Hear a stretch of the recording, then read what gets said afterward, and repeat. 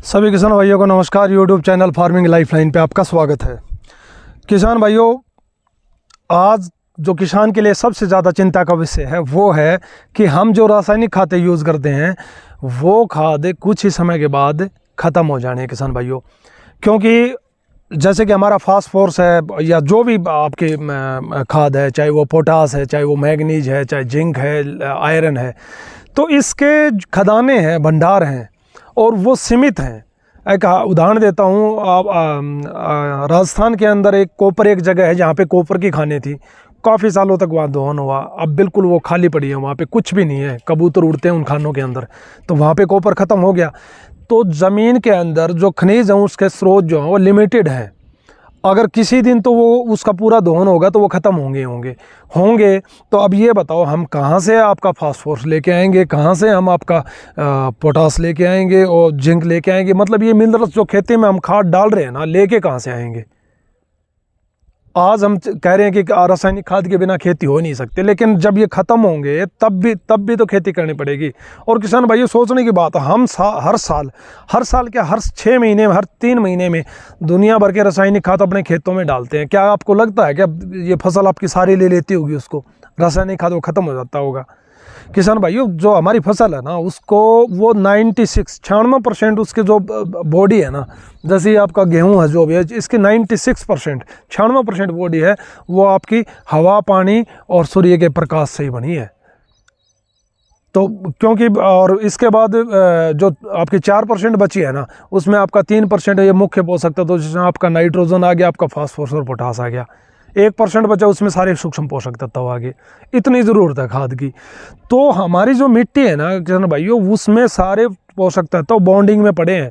अत्यधिक रासायनिक खाद हम डाल रहे हैं, पेस्टिसाइड्स का प्रयोग कर रहे हैं, बैक्टीरिया जो हमारी ज़मीन में माइक्रोब, जो सूक्ष्म बैक्टीरिया जो है वो ख़त्म हो गया है, वो इनकी बॉन्डिंग तोड़ नहीं पा रहा, इनको वाटर सोल्यूबल फॉर्म में क्रिएट कर नहीं पा रहा, तो हमारे जो है ना वो पोषक तत्व मिल नहीं रहे हैं फसलों को।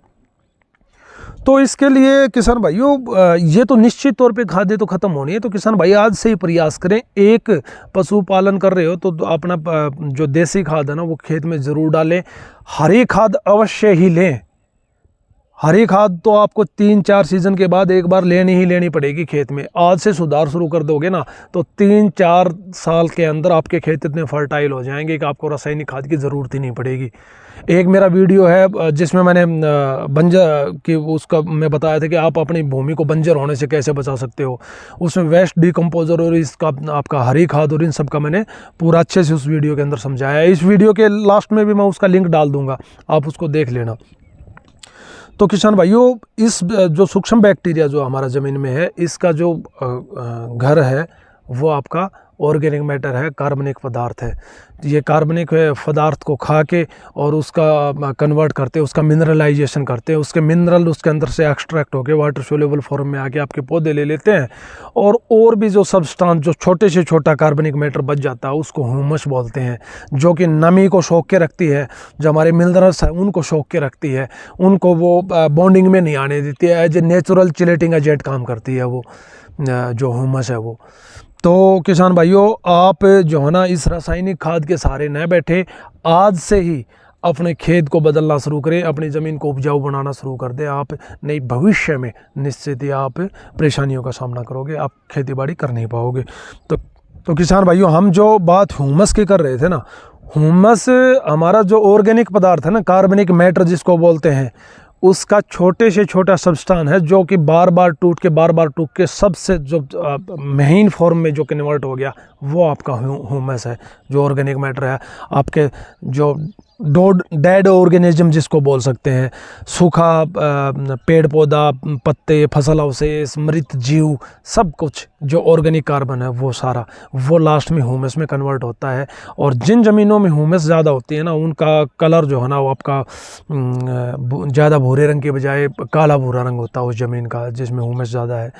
जिन ज़मीनों में ह्यूमस ज़्यादा होगी वो न्यूट्रिएंट्स ज़्यादा होल्ड करके रखेंगी, वो वाटर को ज़्यादा देर तक होल्ड करके रखेंगी। अब जो ज़मीनें न्यूट्रिएंट्स होल्ड करके रखेंगी, वाटर होल्ड करके रखेंगी और आपके न्यूट्रिएंट्स को बॉन्डिंग में नहीं आने देगी, तो निश्चित ही वो फर्टाइल तो होंगी। अब हम कहते हैं कि भैया आप हरी खाद ले, आप गोबर की खाद डालो, क्यों डालने की ज़रूरत पड़ रही है? वही चीज़, ये ह्यूमस चाहिए हमें। ये है, ये आपका पौधों का जीवन रस है, ये बोल सकते हो, जो ह्यूमस है वो। तो और नेचुरल चिलेटिंग एजेंट है ये, बैक्टीरिया का घर है ये। तो किसान भाइयों, अभी से मैं बार बार आपको मेरे हर वीडियो में रिक्वेस्ट करता हूँ, हरी खाद अपने खेत में लेना शुरू कर दें। जो आपका पशुपालन है आपके पास, तो गोबर का खाद अपने खेतों में ज़रूर डालें, इससे आपका बैक्टीरिया बढ़ेगा। डीकम्पोज़र का प्रयोग आप ज़रूर करें। और भी जो सूक्ष्म बैक्टीरिया जिसका सोर्स आपका इफ्को से आता है, इफ्को कंसोर्टिया, आपके सीड ट्रीटमेंट में जब आप बुआई करते हो तो बीज उससे आप उपचारित करके बोएं, या बाद में भी आप इरिगेशन के टाइम पे भी वो बैक्टीरिया आप डीकम्पोज़र में डाल के चला सकते हो। तो आप बहुत तेज़ गति से, बहुत तेज़ रफ्तार से आपकी ज़मीन में सुधार होगा। तो किसान भाइयों से मेरा अनुरोध है कि आप इस चीज़ पे ध्यान दें और अपने जीवन को और अपने पशुपालन और सारे परिवार को खुशहाल बनाएं। किसान भाइयों, आज के लिए इतना ही, धन्यवाद।